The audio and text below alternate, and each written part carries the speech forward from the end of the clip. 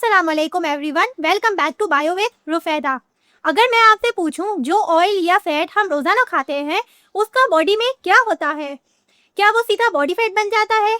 क्या वो energy produce करता है या कोलेस्ट्रॉल में कन्वर्ट हो जाता है? रियलिटी ये है कि फैट की जर्नी काफी इंटरेस्टिंग है और इस जर्नी को समझने के लिए हमें पहले समझना होगा लिपिड डाइजेशन एंड एब्जॉर्प्शन। इस लेक्चर में हम एक फैट मॉलिक्यूल को उस वक्त से फॉलो करेंगे जब वो हमारी प्लेट में होता है और फिर देखेंगे वो कैसे डाइजेस्ट होकर ब्लड स्ट्रीम तक पहुंचता है। तो चले शुरू करते हैं। सबसे पहले ये समझते हैं कि हम अपनी डाइट में किस टाइप के लिपिड्स कंज्यूम करते हैं। हमारी डाइट में डिफरेंट टाइप्स के लिपिड्स होते हैं। सबसे ज्यादा क्वांटिटी होती है ट्राइग्लिसराइड्स की। Almost 90 to 95% dietary fats triglycerides के फॉर्म में होता है। इसके अलावा डाइट में हमें मिलते हैं फॉस्फोलिपिड्स, कोलेस्ट्रॉल और फैट सॉल्युबल विटामिन यानी vitamin A, D, E and के। लेकिन इस लेक्चर में हम मेनली ट्राइग्लिसराइड्स पर फोकस करेंगे।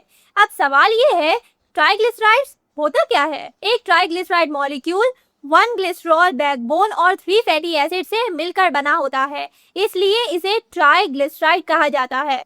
और यही मॉलिक्यूल हमारी बॉडी का मेजर एनर्जी स्टोरेज मॉलिक्यूल है। जब बॉडी को फ्यूचर में एनर्जी की जरूरत होती है तो इसी स्टोर ट्राइग्लिसराइड्स को ब्रेक डाउन किया जाता है, लेकिन उससे पहले इसे डाइजेस्ट और एब्जॉर्ब करना जरूरी है। अब एक और interesting question, fat digestion start कहाँ से होती है? अक्सर स्टूडेंट्स का आंसर होता है स्मॉल इंटेस्टाइन, लेकिन ये कम्प्लीटली करेक्ट नहीं है। एक्चुअली फैट डाइजेशन माउथ से ही स्टार्ट हो जाती है। माउथ में एक एंजाइम प्रेजेंट होता है जिसे लिंगुअल लाइपेज कहते हैं। ये एंजाइम ट्राइग्लिसराइड्स को थोड़ा सा ब्रेक डाउन करना स्टार्ट करता है, लेकिन इसका कंट्रीब्यूशन बहुत कम होता है। जब फूड स्टमक में पहुंचता है तो डाइजेशन को कंटिन्यू करता है गैस्ट्रिक लाइपेज, लेकिन स्टमक में भी सिर्फ थोड़ी सी फैट डाइजेस्ट होती है। अच्छा, एक सवाल, अगर माउथ और स्टमक दोनों में लाइपेज एंजाइम मौजूद है तो फिर मेजर फैट डाइजेशन यहाँ क्यों नहीं होती है? इसका जवाब फैट की नेचर में छुपा होता है। फैट वाटर में डिसॉल्व नहीं होता और हमारा digestive tract mostly watery environment है। इसी वजह से फैट बड़े बड़े ड्रॉपलेट बना लेता है।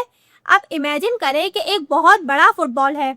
अगर एंजाइम को इस फुटबॉल को ब्रेक करना है तो वो सिर्फ उसकी आउटर सरफेस पर ही काम कर सकता है, यानी सरफेस एरिया बहुत कम होता है। इसी वजह से माउथ और स्टमक में सिर्फ मिनिमल फैट डाइजेशन होती है। और इसी प्रॉब्लम को सॉल्व करने के लिए बॉडी एक अमेजिंग मैकेनिज्म यूज करती है जो स्टार्ट होता है स्मॉल इंटेस्टाइन में।